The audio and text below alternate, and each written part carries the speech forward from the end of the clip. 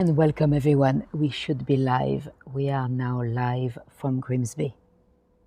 Let me know in the chat that you can hear me properly.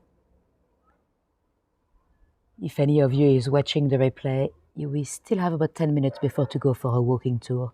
So if you're watching the replay in the next few weeks or months, feel free to skip the next 10 minutes. We're just waiting for everyone to connect in the chat.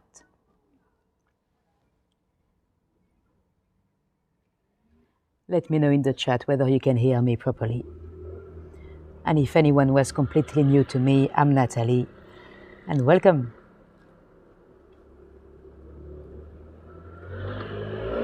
So we've got about 9 minutes before to go for a little walk.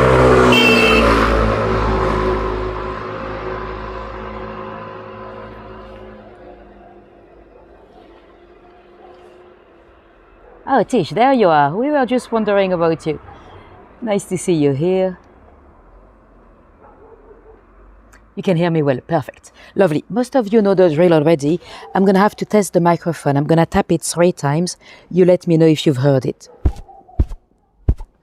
You should have heard 3 taps. Let me know in the chat whether you've heard that. And welcome, Jennifer. Welcome, Shaz.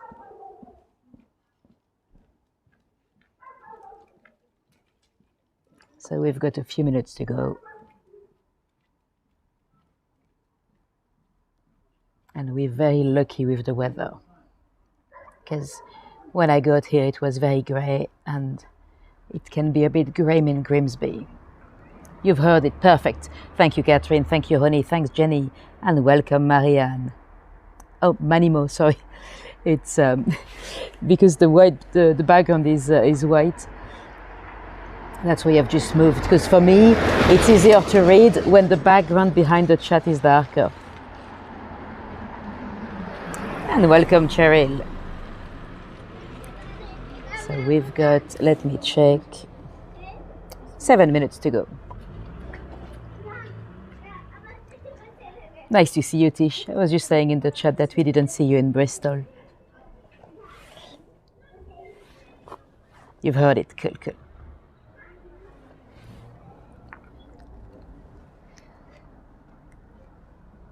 And welcome, Trish. Welcome to sunny Grimsby. I've only arrived 2 hours ago, so I've had very little time to plan the route. Hopefully we won't get lost. Because, you know, once you are live, I mean, my phone is on the gimbal and stuff, so there's no chance to use Google Maps. I have to use my memory. So I have to remember, like in the good old days, like we turn at the red letterbox, or we take a left at the grey building, and so on. Which is probably better for my brain, because we get so used to use sat-navs all the time. We don't really work our mappy brain, or brainy map, whatever you call it.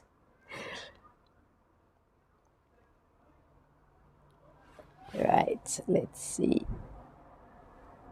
5 minutes to go. Let me give you a glimpse of the view.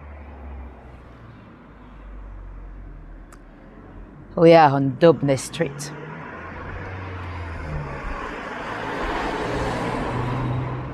Not that it is any famous, but there was a murder here.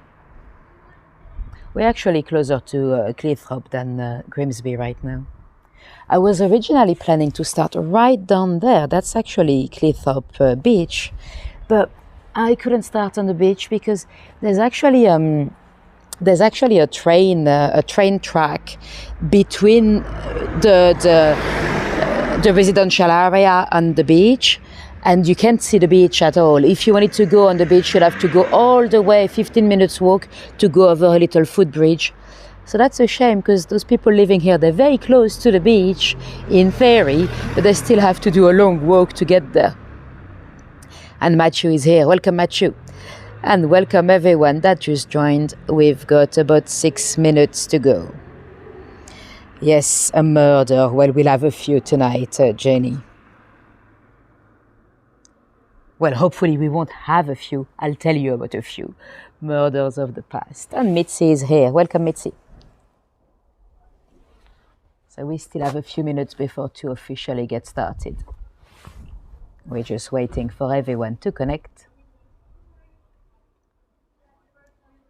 And then we'll go for a little walk, about an hour or something, towards Grimsby city centre.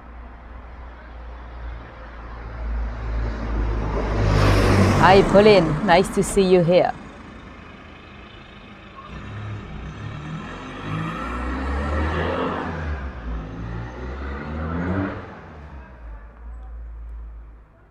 And welcome Sandrine as well. Tish, well, I did actually see the sea. It is a port. I mean, it's a huge fishing port. That's what it's famous for. At some point, 10% of the fish eaten in the country came from here.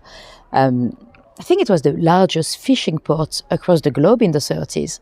But I didn't see much of the sea because the port area, it's not very nice. So I didn't want to swim there.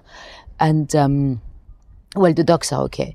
And I couldn't get to the beach down here in Cleethorpes, so I didn't see the sea, but we are by the sea, or by the estuary of the river, really.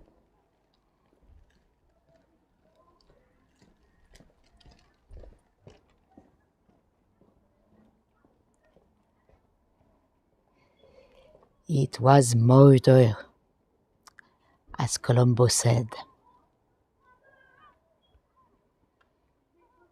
It wouldn't sound funny for me because my grandmother used to watch it, but in French.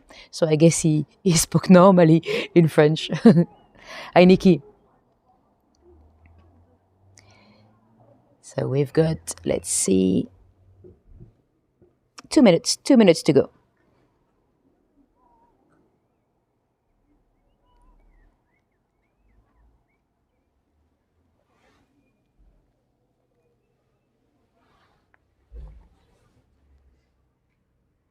And welcome, Natalie. Nice to see you here. And welcome everyone that I did not greet in the chat. Hi, Emma. Welcome. So most of you know the drill already, but this is a live stream walk, so anything could happen. And also, you could have some micro cuts in terms of the signal. I hope not, but you never know, you know. I am at the mercy of the gods of the internet. So if you're watching the replay and you've got some mini cuts, that could be what happened. And you guys watching me live, I'm sure you know the drill anyway. If that happened, you'll be able to keep on chatting. But hopefully, it won't today. I have great hopes.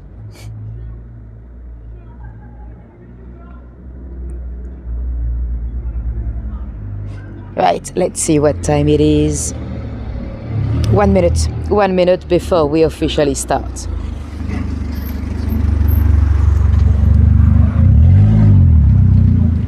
No, Cheryl, I'm not staying here at all. I literally just came for the tour. What happened is I was meant to be in Skegness, so I was meant to be in Lincolnshire for a job over the weekend. So I scheduled this tour here because that was going to be nearby, and then I'd booked my train ticket back home already late tonight, and then that job got cancelled. But I had already scheduled the tour, booked the return, bought a couple of books. So I was like, you know what, I might as well go. I found a ticket up today for £18, so that's not too bad. But that's a long way. It took me 4.5 hours to get here. And I won't get home until 2 a.m. tonight, and I have to wake up at 6. So it's a lot of commitment for you guys. Right, I think it's probably time. Yes, it is officially time to go. It is 7 p.m. UK time. And without further ado, let me flip this camera around. And let's go. Now, I decided to start here on Dobney Street because there was a murder.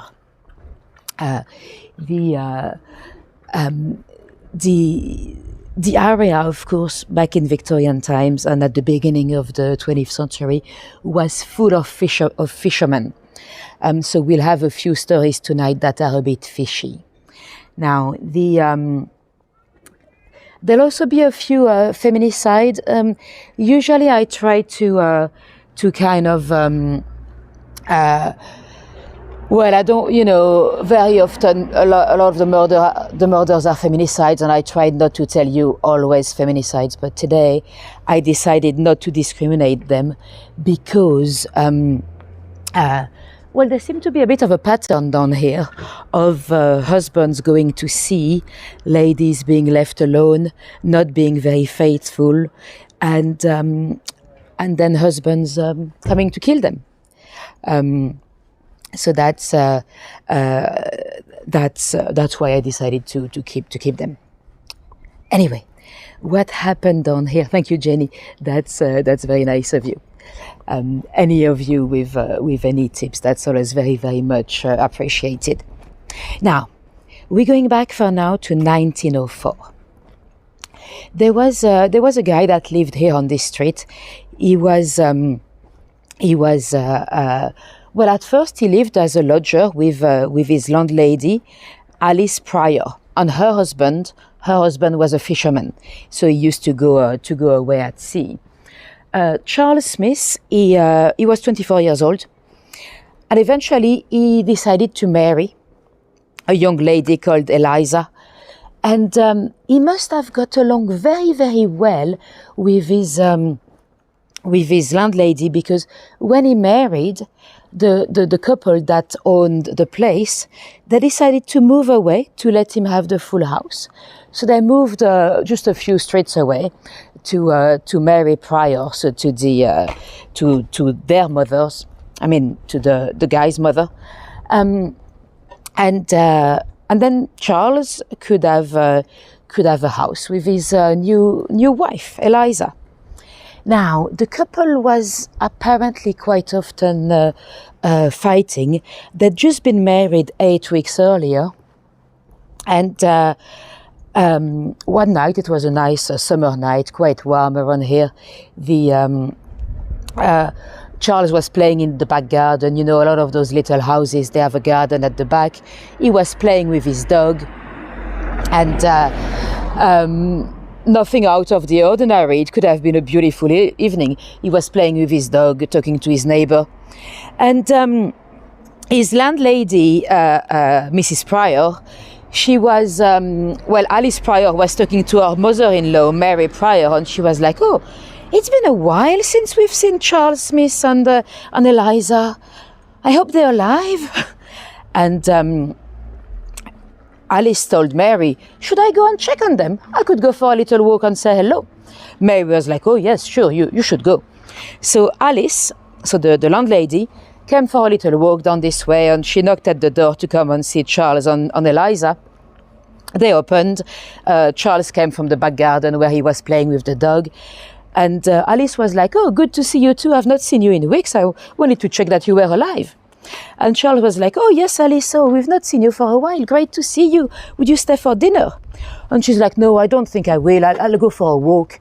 And Charles insisted. He was like, "Come on, we've not seen you for a while. Stay for dinner. What would you have? Would you have fish and chips?" She's like, "Yeah, I don't mind what I have. Yes, I'll stay for fish and chips." "Oh, thank you, Rachel. That's very much appreciated." And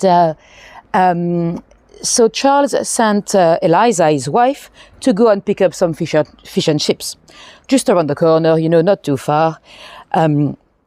There are a lot of chippies around here. Actually, I'll show you potentially the cheapest chippy in the country.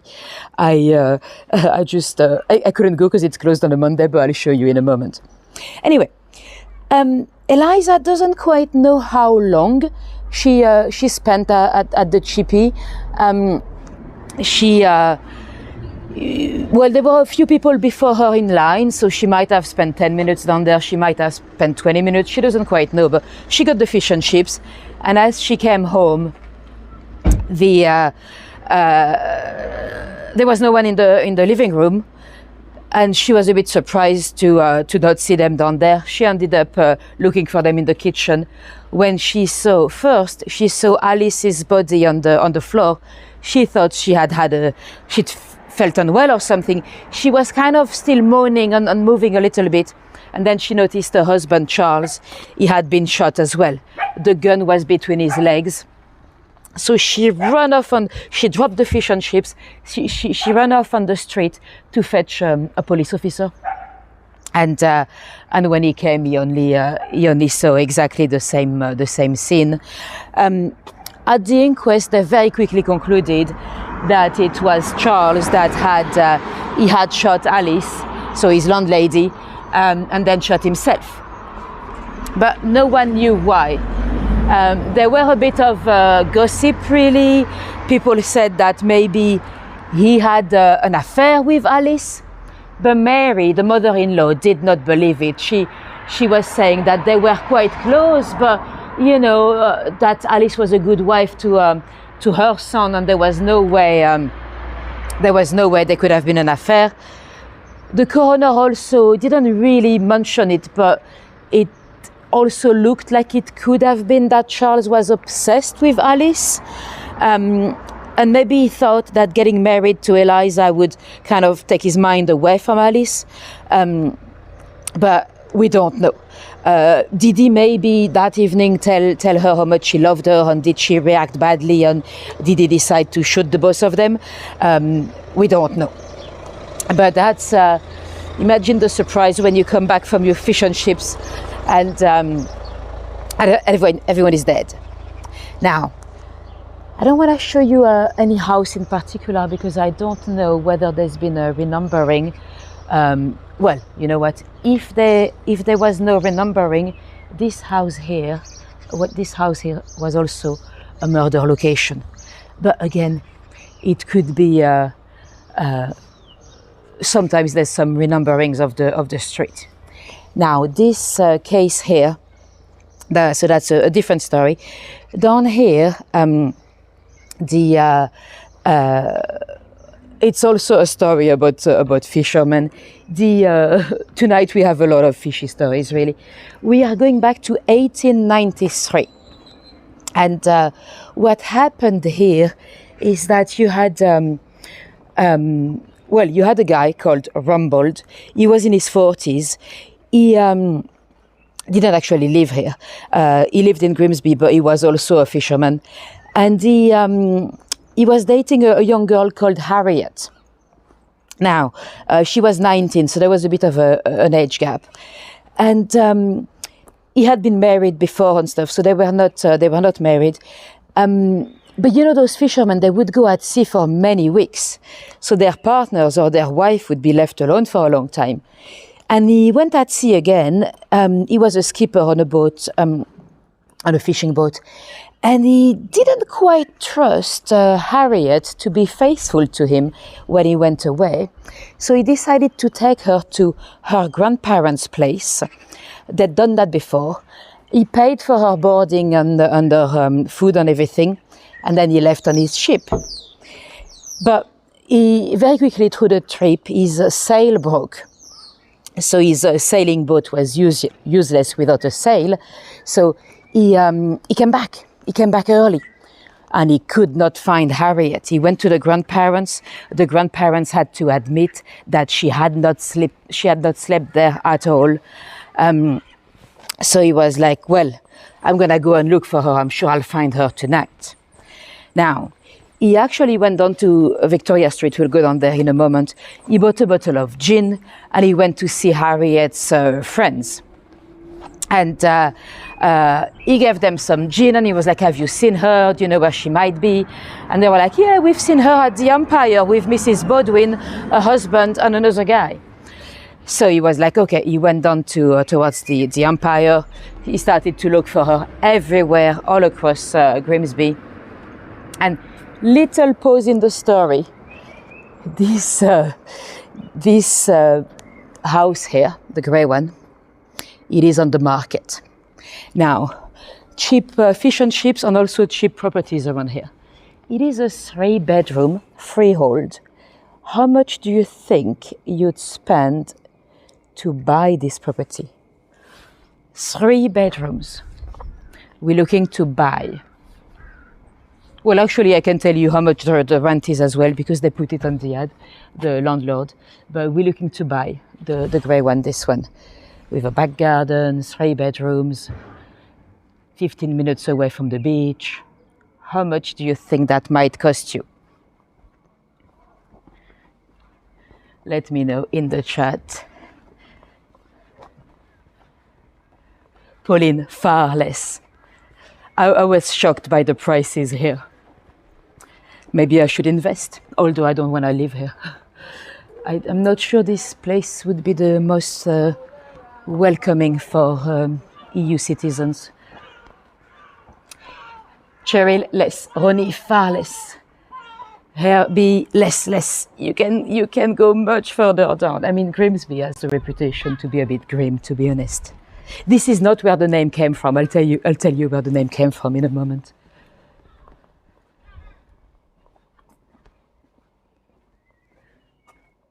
Chas, you're the closest so far, but you can even go down further. It's very cheap. Nikki, you're quite close as well, but you can even 10K, Natalie. Well, you know what? Some of them are on auction, and they're actually starting at 25K, but that never sells for that low. Cheryl, you're actually quite close. Let me show you the answer. 65K. Imagine a 3-bedroom property for 65K. Sandy, well done, you're very close. Yeah, it's. But the thing is, I'm not sure how easy it is to find someone to rent it, because there are quite a few properties here that are boarded up and empty. According to the landlord, he's got a tenant at the moment that pays $465 a month. So if you can find a tenant, it could be a good investment. But I'm not sure it's that easy to find tenants, because yeah, it's ridiculously cheap. I mean, cheap. Not that I've got the money ready, but you know, compared to exactly location. Now let's leave Tonard Street, and I'll tell you a bit more about the murder. But first, you know what? Before we get back to our murder, I'll take you down to the fish and chips here. Do you want to have a guess in the chat? How much is a full fish and chips? Fish chips is, I think it might be the cheapest in the country, but tell me in the chat. So how much for a full fish and chips, including the mushy peas?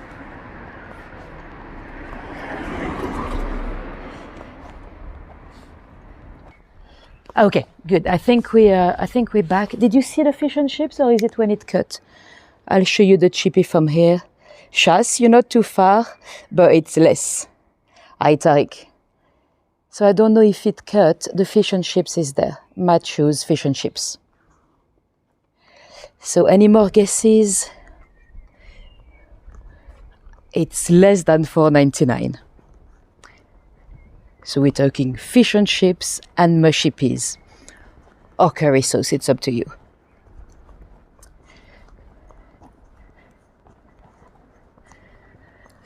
Is it still buffering now? The app is telling me it's better, but I never know. £5, £2, £1. No, it's a bit more than 2. Yes, exactly, Laurie. I mean, the fish is probably, it's probably coming from right here, from the North Sea, from the fishing port. So, yes, probably one of the freshest you'll get. It's okay now? Okay, cool. So if you can hear me, I'll tell you the answer. The fish and chip and mushy peas is £3.50. £3.50. Imagine, it's the price of a Tesco meal deal. That's crazy. Hello. No, I'm afraid YouTube doesn't like kids. I need permission on everything. Sorry. Natalie Carrillo. Natalie Carrillo.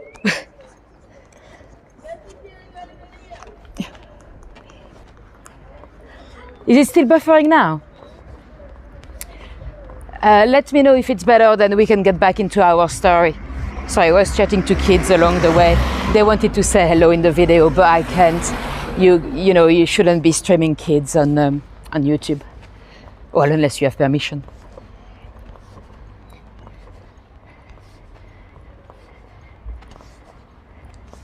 Right, cool. Let's get back into our story. Hopefully the signal is better now. Hopefully.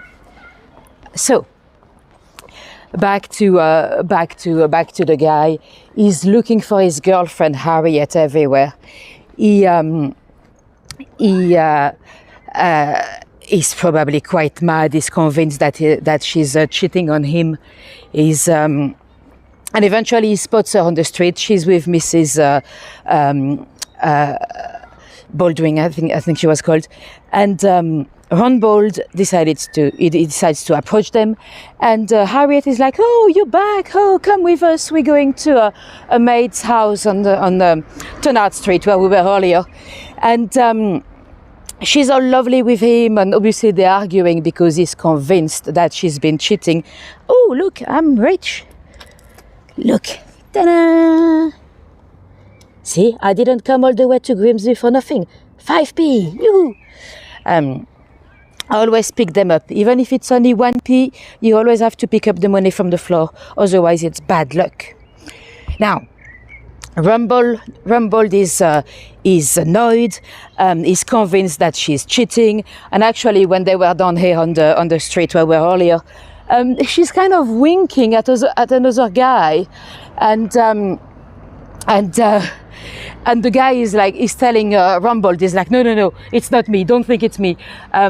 And eventually they decide to go to bed in the property. That's the guy's the friend's property where we were earlier.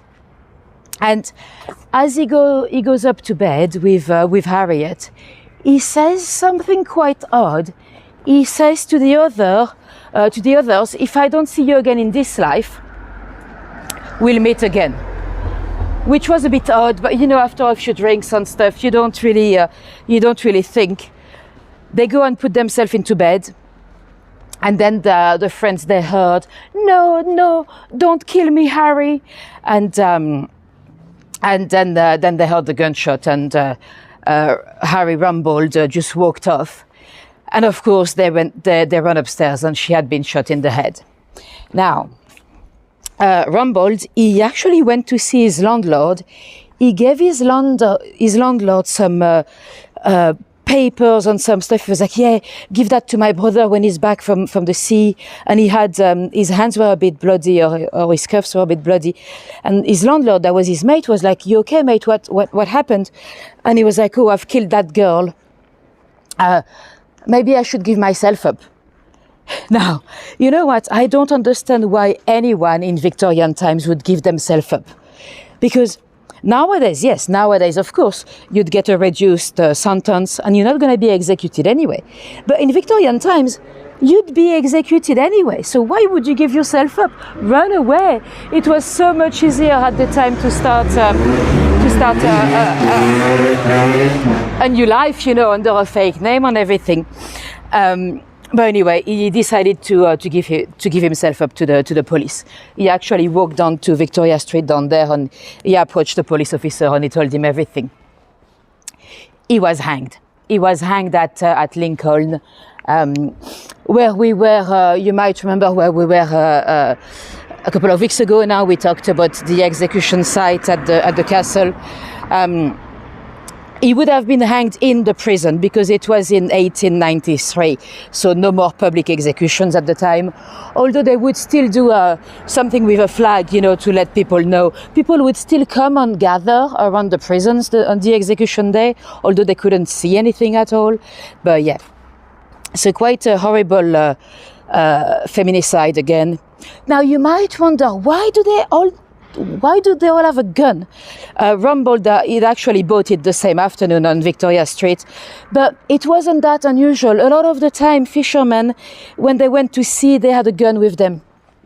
Because, you could have pirates or... and very often, Rumbold, he wasn't an alcoholic, but very often fishermen drank a lot. Because at sea, they would buy some alcohol from Dutch boats or boats from Denmark and stuff, so they wouldn't pay any taxes, and that was often a problem, alcoholism through those fishermen. Now I'm glad the signal is back. Now, do you guys remember when we went down to Fulham, we talked about Jane Andrews, You know, the girl that killed Tom Cressman, the girl that used to work for Sarah Ferguson, as a stylist. I might have told you she was from here. So yeah, she lived in Cleethorpes. Did any of you watch the series since we did that tour? The series on ITV called The Lady, about Jane Andrews. It came out just a few months ago. Anyway, she was from here, and in the series they made it look like quite poor and quite grim. And I mean, to be honest, it is a bit. But I'll show you where she went to school. She went to school around here. She actually went to grammar school because she was a smart cookie, but then she was moved to a different school because the parents had to downgrade. They couldn't afford their accommodation anymore. But anyway, I'll show you the school because it's an interesting building, or what's left of it, I should say, because there's not much left. And guess what? It is haunted. The school is said to be haunted by two ghosts. The ghost of a child, apparently, that would have drowned at some point, maybe in Victorian times, and also the ghost of a teacher that apparently would have died on the top floor. Although, when I was here earlier, I walked my route only once. I didn't have time to walk it any more times. There were some girls upstairs, young girls, like 11 years old, and they were chatting me up from the windows. And I did ask them, I didn't even know how you get inside. You'll see in a second. It's maybe I should come back and do a video inside, like Urbex, because it's very much run down. And the girl said, no ghost. I think they chill out up there quite often. Actually, not that long ago, I think 2022, some boys were arrested for arson.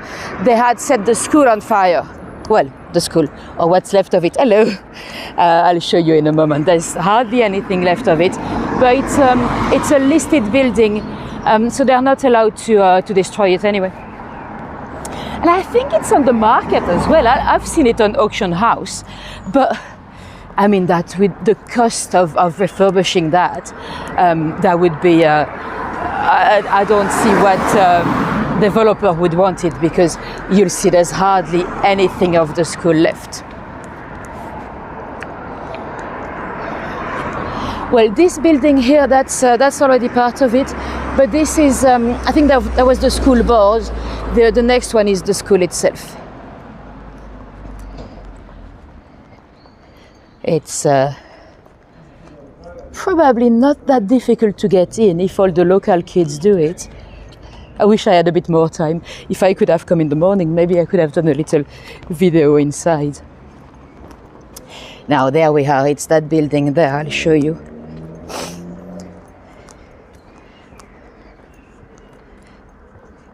The story of Jane Andrews, I'm not going to tell you the full story again today because we talked about it not that long ago. But if you've missed that live stream, if I remember, I'll put it in the description of this one so you can watch it later. There we go. So that was the school. It was the Winteringham School.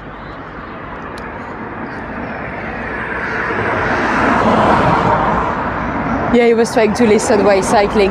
Well, there have been a few people listening to me since the beginning. I usually try not to put them on camera, but of course I'd be the same. You know, if I was living on my residential street and I saw a YouTuber filming, I'd be listening. I'd be like, what are they on about? You know, so I'll be exactly the same.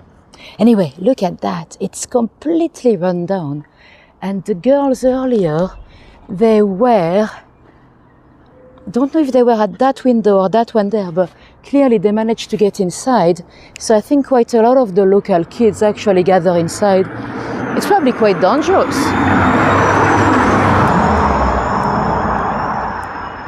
But to be fair, I used to do exactly the same. When I was 11, I used to live in La Baule, where you have a lot of second homes, you know, it's on the seaside as well.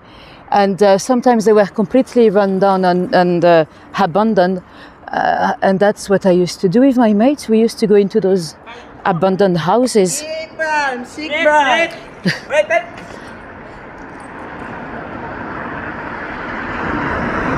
So yeah, I mean, who would want to buy that? Because with a listed building, you'd have to keep all the facades and everything and rebuild behind it.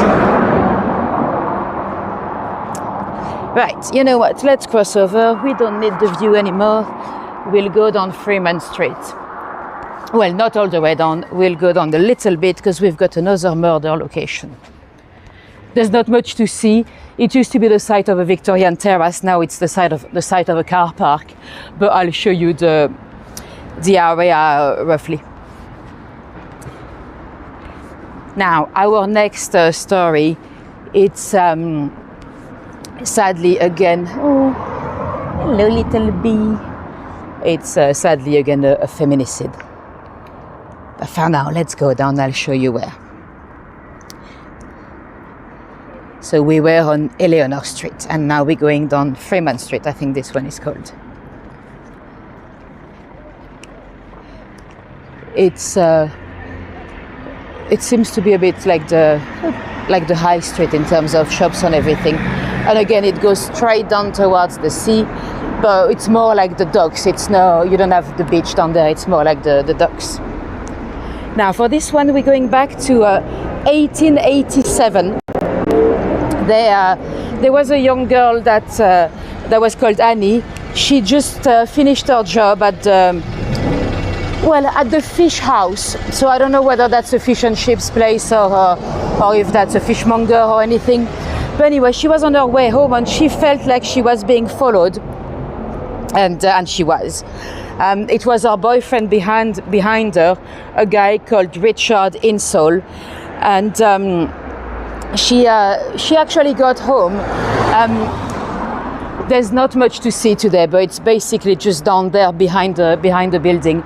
It was called Wellington Terrace, but it's all been knocked down today. Anyway, Richard is following her with a gun. She gets in. Her parents are there and everything. Mummy and Daddy are witnesses, and he points her with the gun and he's like, "I want an answer." And she's like, "I can't get you one." It's like, "I want an answer. I want a better one. I want a better answer now." And she's like, "I don't know what. Give me some time. I'll tell you tomorrow." And he's like, "I want an answer," like a robot, with the same question over and over again. At that point, the daddy managed to sneak out. He managed to exit through the front door. Let's cross here. We don't need to go all the way. He managed to exit through the front door to go and run to fetch a police officer. Down the distance there, you see the dock tower all the way down.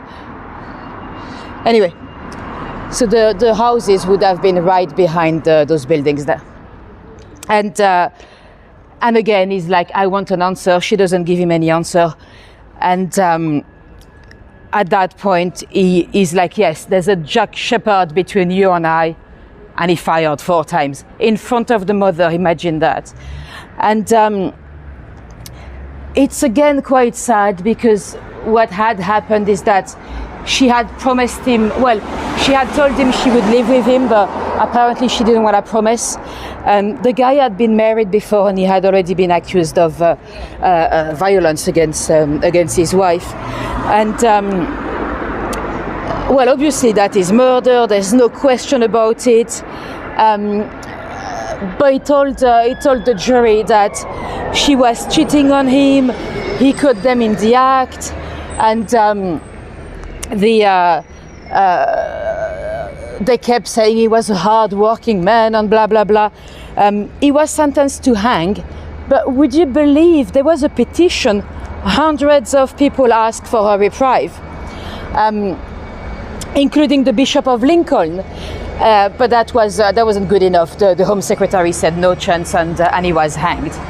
But again, one more story of fishermen going to sea and then being jealous that their girlfriend might be seeing someone else. She probably was, to be honest. But yeah, there were a few horrible feminicides in Victorian times down here. There was also down here not really in Grimsby, but 6 miles out, there was a murder not that long ago in 1991. It was a local millionaire He was a guy that used to be. Oh, should I cross here? Maybe I should. Hold on. Let's go down here. He was a millionaire. He was a guy that used to be a fisherman as well, quite a popular one, because, you know, he used to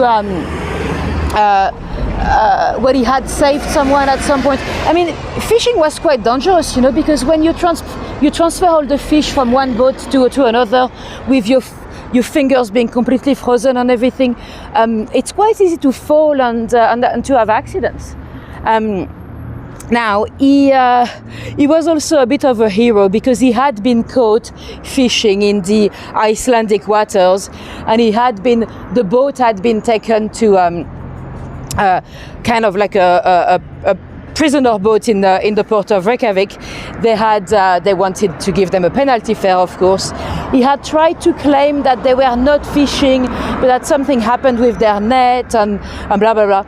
Anyway, he's got his boat in the port of Reykjavik. He's got 2 police officers guarding the boat when at some point during the night, he told these men to repaint over the plates the boat's number, and he captured the 2 Icelandic police officers, and then he left the port. And because the boat was under a different name, they let him go, and well, they did. He was caught eventually, but at least all his cargo, all his fish survived, because he was scared that thousands of pounds of fish would be wasted if he stayed waiting for his penalty fare in Iceland. Now, the guy stopped. Oh, I don't know if I did well coming to this side. No, I can't actually. There's no pavement. I'll have to cross back again. Silly me. I should stick to the way I walked earlier. You see. It doesn't make a difference, but it's just that there's no pavement on the left-hand side here. Right, back we are on the right-hand side. Now, that guy, he was called Bernard Bunny. He was known as Bunny Newton. When he stopped being a fisherman, he had bought a lot of clubs down here, nightclubs and bingo places. That's the time when bingo became very popular. And one day in 1991, he was shot in his house. The police was outside and everything, because no one would come out at first. And it turned out that it was his son Clifford, that had killed his own dad. Apparently, he might have been a popular guy with everybody else, but he was a bit of a tyrant with his own son. Are we talking about Asda? Yes, Asda is a supermarket. It's a bit like Walmart. It actually used to be Walmart. It was the same company until, I think, 2022 they've sold it. But yeah, big supermarket. Oh, did we lose the sound again?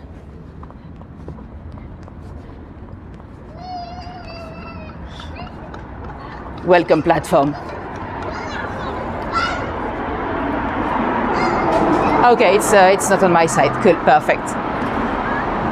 Right, you might have noticed it's not massively beautiful around here, but we're getting back towards the city center now, so it's gonna look a bit nicer than the big roads, let's say.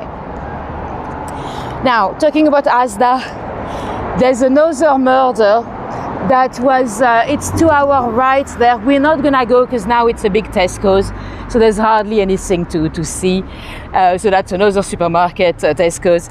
But back in Victorian times, you had some little Victorian houses, and some of them had a little passage down the back. And so those little alleyways behind the back could be quite a convenient place if you wanted to attack someone. And that's exactly what happened. So again, there's nothing to see, but it's down that way, down the right. Behind this building, you've got a big Tesco's today.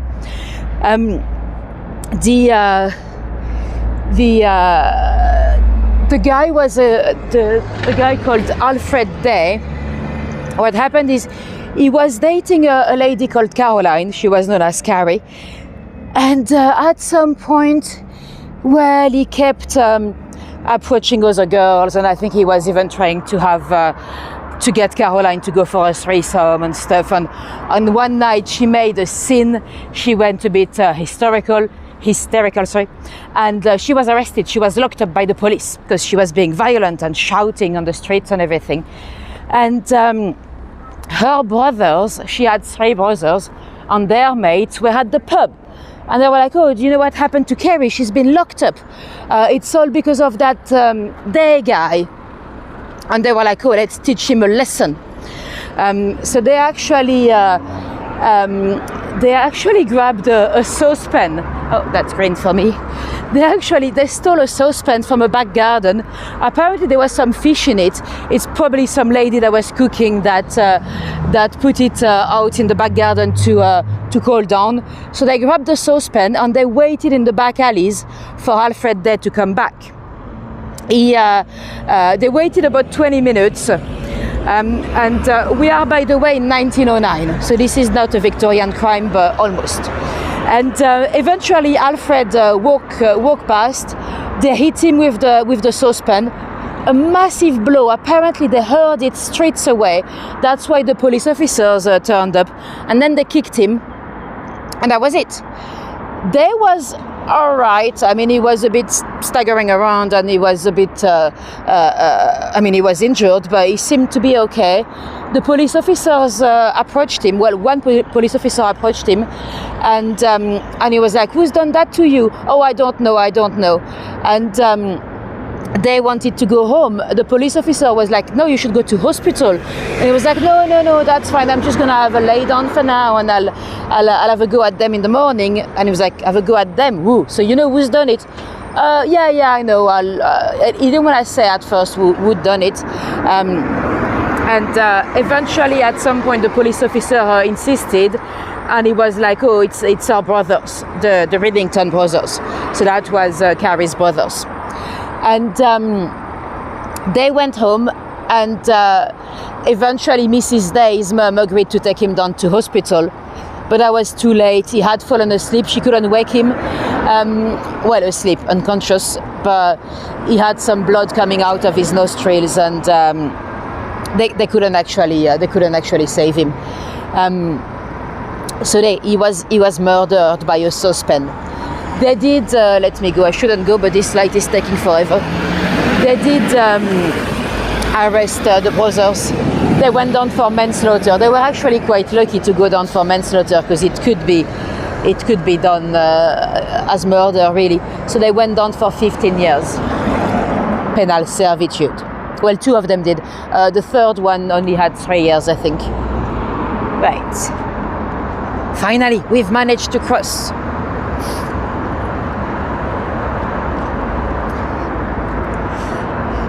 You enjoy Natalie's accent, but thanks, Platform Jamal. Now, that murder that was just done that way, but you see it's not very pretty. That's why I decided not to go down. Exactly, murdered by a fishy saucepan, because she probably didn't wash it, the saucepan, before to put it in the garden, so it would have been a very fishy one. Anyway, we are now on the main street in the city centre. We'll go and have a quick look at the town hall, as well as a fish called Harriet the haddock. Exactly, frying pan, we knew.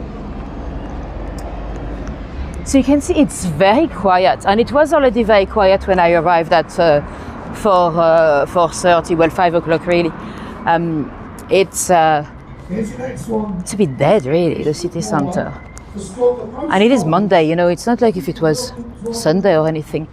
And it is starting to rain. Hopefully that's just going to be a few drops. Otherwise I'll have to get the umbrella out. Exactly, the cache of the fishy saucepan. But all our stories tonight are somehow related to some fishes, or some fish, or some fishermen, or some fishy saucepan. Or there's a lot of fishy stories. Because, it was a massive fishing port, Grimsby. And Today, it's the industry here. You have a lot of cars being sold. They import a lot of cars from abroad or wherever. When I arrived on the bus, because I had to take a bus replacement, they were miles on miles of cars being sold, and also they produce a lot of pizzas. There was a headline in the 90s, that BBC headline, that Grimsby was producing more pizzas than anywhere else in. Hello there. No, because you're not allowed. I mean, I'm not allowed to film any children.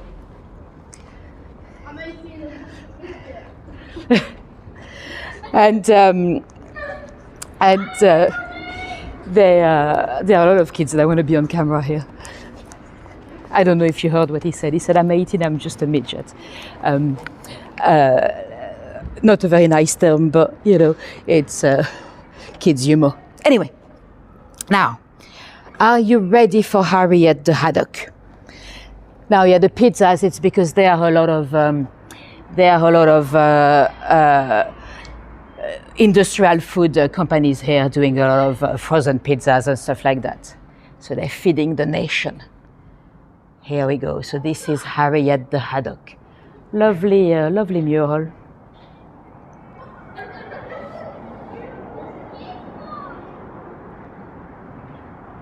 That's okay, platform Jamal. Oh, Pat, sorry, I'm saying your name wrong as well. Pat from Jamul. I thought it was platform from here. But sometimes I don't read the chat very well because it's white on white background sometimes.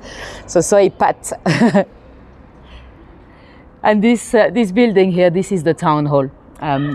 The fourth one, they had four over the years. This one is Victorian, I think. You probably don't see much, but this little head there, that's a former mayor of Grimsby. He was a royalist. He was a supporter of Charles I before the king was beheaded, and he left a lot of writings. I think he is responsible for writing down a lot of the history of Grimsby. Oh, I could have come here with the National Express. It's probably quite a long drive. All the way down from London, although it took me a while on a train as well, so.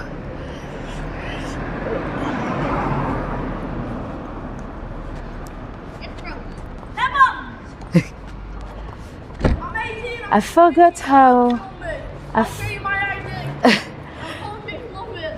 I forgot how we call Grimsby inhabitants. Grimsbyterian, Grimsby. Oh, I forgot. It sounds quite complicated. But I already had nice interactions with the local. When I first arrived earlier, I'm on the pavement and I run into a guy. I didn't even run into him. I just took him over and he says, "Hello." So I was like, "Hello." And he says, "Oh no, I'm talking to myself." So I was like, "Well, me too." But yeah, a strange interaction. Anyway, this is the barge. This is quite a cool pub. It used to be a grain barge, and now it's a nice pub. Probably quite tight inside, but they have a beer garden as well. Can we be in the vlog? You can say hello if you want. Yeah. This is Grimsby, guys. Thank you. What is it on Twitch? No, I'm on YouTube. YouTube? Yeah. Oh, how many followers you got? Under 3K. So you're not gonna be seen by many, I'm afraid. Right, this is the shopping center, the Freshney shopping center, and that was also the site of a horrible murder, a modern one this time. That was only a few years ago, 2018, I think it was. There was a guy in his 40s, 45 years old, I think he was, Tony Robinson. He was, in some press article, they say he was a homeless. He wasn't actually homeless, but he would go out on the street and sit on the benches and beg. He would sit on the street down here quite often. He had a council flat, but he would beg for well, money for drugs really and alcohol. And oh, sorry, I'm gonna have to get the umbrella out. Bear with me 1 second, because now it's proper rain, so I need to protect the gear. Bear with me 1 second. I should have got the umbrella ready earlier, but it was so nice earlier. I didn't think it would rain again. Here comes the rain again. Right. Bear with me. Just need to pop the bag back up. And here we go.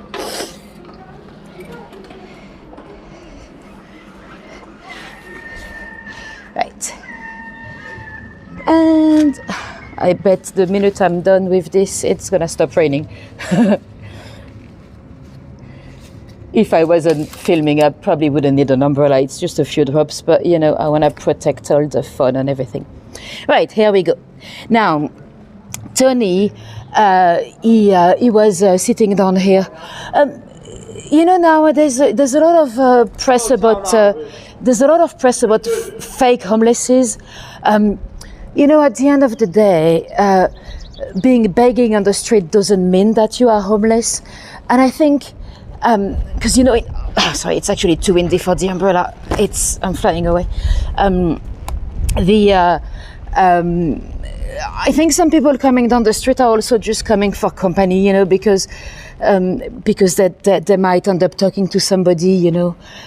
It's quite sad, but you know, if you especially when you have addiction problem and everything, if you just stay locked in at home, you could go a bit crazy, you know.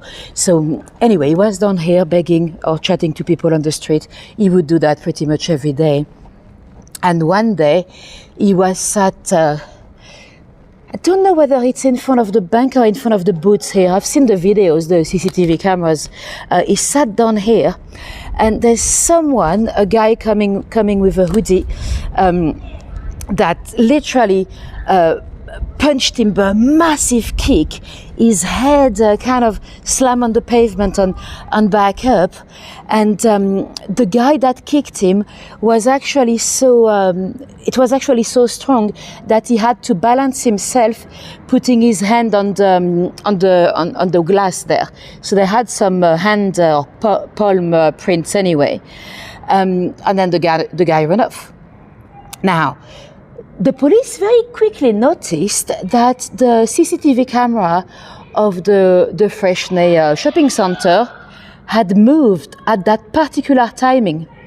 It moved to look at the bank and then back to the spot, which was very unusual because the default position was to look towards the bank. So why did the camera move at that very timing? So the police started to investigate, and Tony had no enemies whatsoever. They, well, you know, he had addictions and stuff, so he probably knew a few dealers. But he was never violent with anyone. People loved him, or actually they tolerated him. Most of them, and eventually. The guy, the guilty party came forward. He gave himself to the police. His name was Mark Finney. He was the husband of the security manager at the shopping center. What happened is that Sarah, the shopping center security lady, she actually used to have some drugs problem herself, but many years ago, she had cleared herself up of all that, and she was now working as a security manager. But what happened is Tony had been banned from the shopping center because he would just hang around, not buy anything. But again, he was probably just going down there for company, you know. A lot of people do that. I used to do some agency works, you know, like flyering or giving some samples or whatever. I was often by the tube stations in London or the train stations. And, you know, I would spend hours there. So I was people watching, and you see a lot of people that just hang around there. They don't actually beg. They're just there because they want to see people. It's just a way to fight loneliness. So I guess, you know, for him, it was just a way to be with society, to enter the shopping center. But anyway, he was banned for one reason or another. And he would always get back in through the back door or through a different entrance. And then he would be, see, there's a lot of refurbishment down here. It's probably going to look a bit nicer in a few years. That's the plan, at least. Anyway, he had been banned, and he kept provoking the security manager inside, making her feel uncomfortable and provoking her, showing that he was in again. And that's when she had called her boyfriend to teach him a lesson, to go and hit him. But he clearly hit a bit too hard. Not that anyone deserves to be hit anyway, but you know, I mean, I'm sure he had no intention to kill him, but he did. They actually they were both jailed. Sarah, the security manager, she took. I think she took 8 years and he took 7 when he's the one that technically killed him.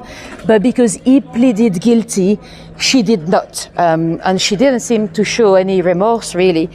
So she was jailed for her, well, they were jailed for about the same time, really. So quite another shocking one. Hold on, let me put the umbrella down. There we go. Because now the rain has stopped, finally. Now, let's get into St. James's Square. That's, this area has already been redone, and I'd be curious to see how it looked before the work, because it's, well, it's nice, but it's not wow, you know. There's a lovely monument here to the fishermen that died at sea. Grimsby, of course, was a massive fishing port. There's still a bit of fishing down here, but I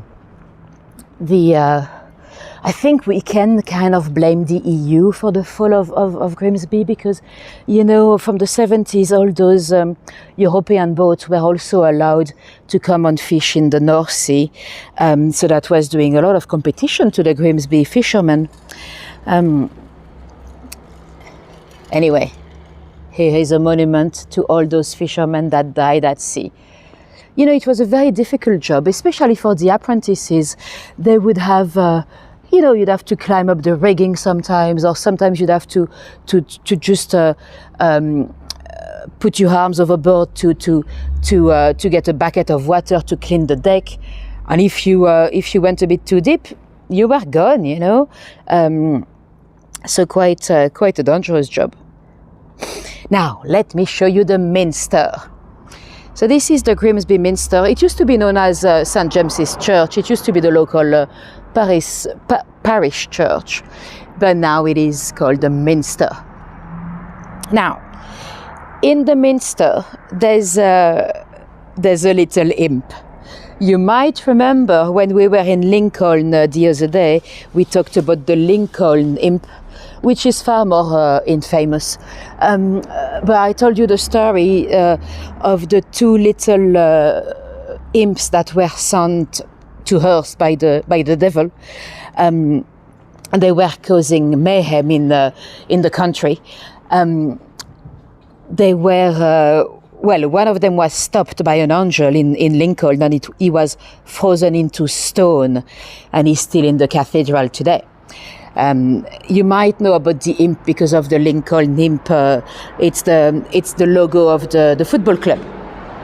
Now, a little bit less known, but there's also an imp here. The second imp that ran away.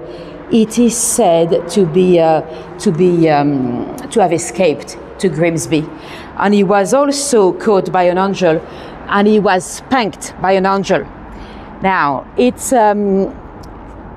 also quite difficult to find him in the cathedral, but let me show you the photo. This is the Grimsby imp. He's not as precise and he's not as devilish as the one in Lincoln. Some historians would argue that it's not even an imp, that it was just one of the workers of the Minster. But you can see he's holding his bum because he's just been spanked by the angel. So that's a nice little detail to spot if you go and visit the Minster. I didn't go inside, it was already closed when I arrived. I think it's free to go in, but it probably closes quite early. Now, he looks cute, yes. Now, inside, apparently, there's also the grave that is allegedly the grave of a guy called Grim. Because, well, Grimsby, it's not named because the city is a bit grim. It's allegedly, according to legend, named after a guy called Grim, a fisherman. Now, the legend, it's an old medieval legend, but it is said that the founders of the city were three different people. So you had Grim, but you also had a Dane. The Dane was called Havelok the Dane, and you had Princess Godeborg, or Goldeborg, Godeborg, we don't know, there are different spelling.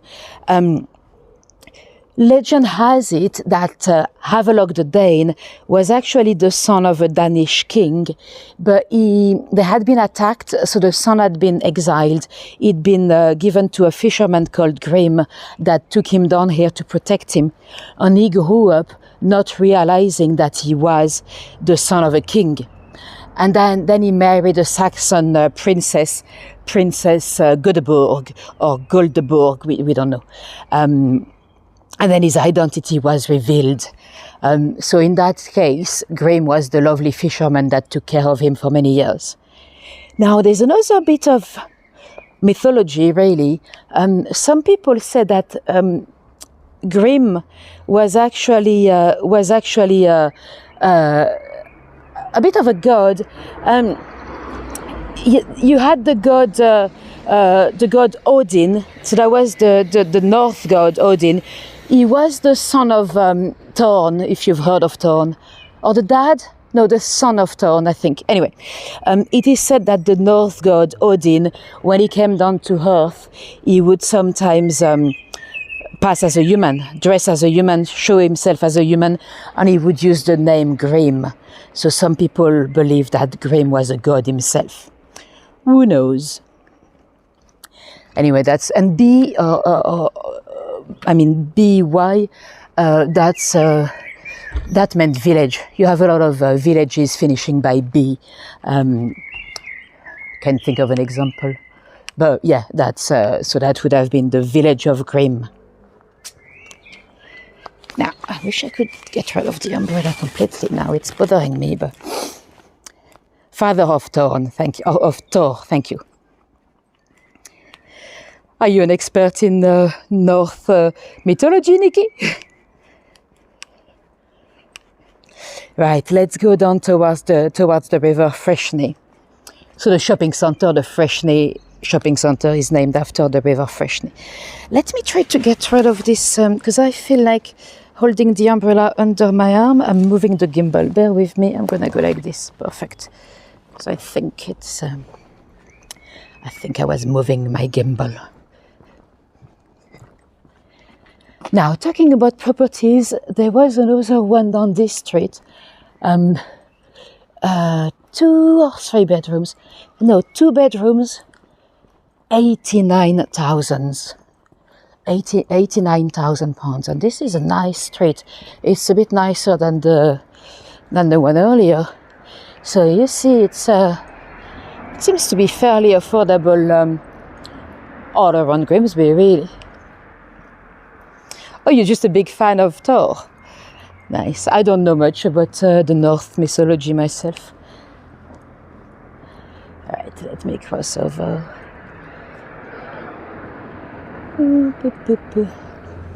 There is another view of the shopping centre.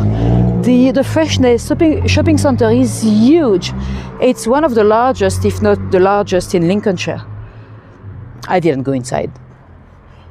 Don't even know if it was still open when I arrived. Now we're heading down towards our penultimate murder location. Pauline, no, you know what? It's just dead. It's just very quiet. It's a normal Monday today. Is it? Hold on. You know, there's nothing today. It's not a bank holiday or anything. It's just very quiet. I don't even know if, because even when I arrived, it would have been, peak hour, really. Kids would have just got out of school and stuff, and it was still very quiet. So it's not a big city. You've got, I think Grimsby alone is about 80,000 people. And if you add Clithrop and all that, it's probably, you can double that. So maybe 160,000. But still, it's still fairly big, so we should see people everywhere. Now, we're not going to cross over the river, but if we did, we'll end up at the spot of another feminicide. That is also a very sad story. That one is in 1904, so very beginning of the 20th century. On a Tuesday morning, early morning, you had a lady called Annie sleeping downstairs, and her sister and her sister's husband, an illegitimate child, were upstairs. It's not right here, but it's on the other side of the river. The street doesn't exist today, so we're not going to go all the way, but just a couple of minutes down this way. So, very early morning, her brother-in-law upstairs is calling her. He's like, Annie, come up, I've got something to show you. Annie comes up to the bedroom upstairs, and she saw George Turner, so our brother-in-law, on the bed. He looks a bit droopy, but he's there. Next to him is the little girl, 5 years old. She was the illegitimate girl of Agnes, her sister. And then she saw Agnes, her sister. She was, she looked like sleeping at first, but as Annie got a bit closer, she realized that her face was black, and her throat had some traces of injuries on the neck. And stupidly, Annie was trying to wake up her sister, and George Turner was like, Annie, she's dead, I've killed her. So Annie ran down the street, of course, trying to fetch a police officer. And when the police officer arrived, he witnessed exactly the same thing. But Turner looked a bit intoxicated, so he was like, Turner, what have you taken? And Turner was like, laudanum, 2 bottles. And they spotted the bottles on the bedside table. So what the police officer, very smart guy, he was like, go and fetch some water and some mustard to make him vomit. And then he forced the guy, Turner, to kind of walk around in circles until he vomited. And that actually saved him. He tried to take his own life with laudanum, but that didn't work. He actually was sent to hospital and got better. Well, he did say, I deserve to die for what I've done. And would you believe he was judged, and Annie, the sister at the trial, she had to admit that her sister Agnes used to see some other men when Turner was at sea, because he was also a fisherman, and the house where they were, it was actually the house of her other lover, a guy called John Brown. And apparently she had told Turner that she loved John Brown more than him. But she told Turner, oh, you can stay here until you go back to sea. Well, until John comes back, but then I'll be with John again. And Turner reacted very badly. They started to fight in the evening, and actually Annie had gone to the neighbors to find some help, but the neighbor lady was like, no, I don't want to intervene between husband and wife. No. And that's how the tragedy happened. Would you believe he actually went on for manslaughter and not murder? Because at the time the public had some sympathy for men that were cheated on, like if it was an excuse for murder, really. And I think his lawyers managed to claim that you can kind of kill someone by accident, by pressing their neck. I mean, yeah, that's called strangling, and that's murder, if you ask me. But yeah, he went on for 7 years. 7 years only, manslaughter for taking his wife's life, and taking the mother away from the little girl as well. So no bank holiday today, says this. Yeah, next Monday is the spring bank holiday. So yeah, nothing out of the ordinary today. I think it's just a very quiet place. Now, let's turn on Lime Street here for a last little story. One more murder today. This is, little disclaimer, the murder was actually a bit further down on Lime Street, but that part has been destroyed, so I'll show you this one. But we won't see the murder house today. This is also quite a sad one. It's a story of 1901, I think this one is. It's, an infanticide this time. We had a lady down here called Alice Harper. She lived in here with her daughter, 13 years old, and her lodger. And Alice was not young. She was in her early 40s. She had a job as a cleaner. So she had managed to do her own career, and she had her customers and everything. And one day she went to see the doctor, Dr. Bruce, because she was feeling unwell. She had some kind of, she was worried she might have a tumor. The doctor couldn't see her straight away, so he was like, I'll come to yours later on. So he came down here to Lime Street, and then eventually put down his stethoscopes and everything, and he said to Alice Harper, well, the good news is you don't have a tumor, but I'm afraid you're pregnant. Now, at the beginning of the 18th century, being pregnant out of wedlocks, that was always bad news. Your reputation was going to be ruined. And Alice decided to tell the doctor the truth, or at least her truth. She said she had been courting a guy a few months earlier, and he forced himself to her. Whether that was true or not, we don't know. The doctor looked sympathetic, and he didn't tell her that maybe she should have gone to the police then, and maybe it would have made it easier for her. He just didn't say anything. After all, his job was to make sure the baby came out properly and everything. He was expecting to be called again, to check on the pregnancy. She only had a few weeks to go. And one day, she went to work with her daughter, the 13 years old, early morning, and she was feeling a bit unwell. So she told her little girl, we're going home. She ran upstairs to her bedroom, and she told her girl, you go and fetch Dr. Bruce. You tell him I've got, we'll go back down this way because it's a bit noisy now. She told the girl to go and fetch the doctor, saying she had an inflammation. So the girl went to the doctor, and the doctor had a lot of more important cases to deal with first. So the doctor didn't come straight away for the inflammation. He came at 12 o'clock. So a good 3.5 hours later. And when he came into Alice's bedroom, she was on the bed, and she told him she had given birth, but the baby was dead. And she came out, she had a bucket under the bed with a chamber pot inside, and the poor dead little girl was in the chamber pot. Now, Alice was crying, and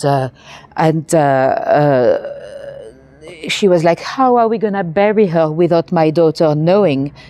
And she said to the doctor that she had planned to go down to the countryside to give birth at her sister's, so people wouldn't know, but she didn't have time because the baby just came. But she said she'd never touch it.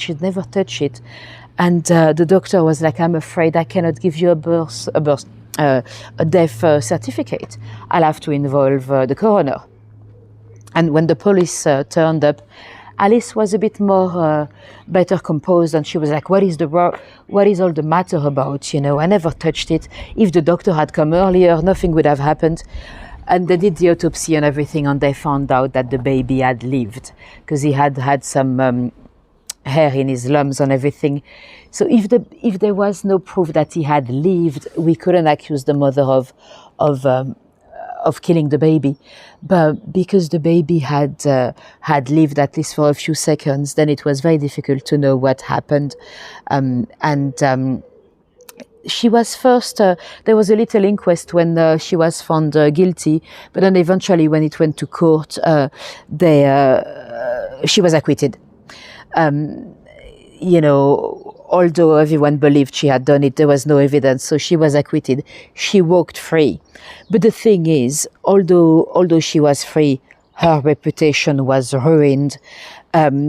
She didn't really find her career back, because of course her customers wouldn't want her to work for her anymore and all that. So she was punished somehow anyway. And we still don't know really, but the thing is, the very fact she didn't tell her daughter what was happening really means that she was trying to get rid of the poor little baby, Anyway, that was the last horrible story for tonight. Let me know in the chat if you have any questions before we go. And if not, I'm gonna run down to the station to get my train in just under an hour. Thank you for coming today. What's that? Oh, I just got, what do you call them? Stingy, what are those called? Stingy things. They've just stung me. The one you can eat. What are they called? Anyway, I shouldn't have touched anything. Let me know if you have any questions. And if you want to see a bit more of me. Anybody well known from Grimsby? Well, apart from Jane Andrews, not that I know of. There might be many, but not that I know of. No. I know murderers much more than I know footballers or actors. There might be some. There's a football club, so there might be some from here. And thank you very much, Pauline. That's very much appreciated. If any of you dropped me a little tip on PayPal me or on Buy Me a Coffee or anywhere else, I don't see them live, but they are as much appreciated. It is really thanks to your generosity that I can keep doing those tours and buying train tickets, and it's itchy now, and research and everything. So that's very much appreciated. And if you want to see a bit more of me, next Friday we're back in Lincolnshire. We're going to Boston because yes, we have that's the one, stinging needles. They've just stung me. They've just stung me there and on all my fingers. And thank you, Tish. So yes, next Friday, Boston. It's another Lincolnshire destination, and the week after that we'll be back down in London. If any of you was completely new to me, oops, what did I do? I don't know why the chat is not. There we go. If any of you was completely new to me, if you've made it that far into the video, you might wanna subscribe. You know those live streams. They're very easy to miss. So the best way not to miss them is to actually subscribe and hit the little notification bell. This way you get notified when I go live, because it's always much more fun to be with us in the chat rather than just watching the replay days or weeks later. Anyway, thank you guys for coming today. Lovely to have you around. Thank you, Rack and Dick. And hopefully I'll see you on Friday in Boston, UK. And if not, I'll see you back in London in the next few weeks. Have a great evening, and I'll see you soon. Bye-bye.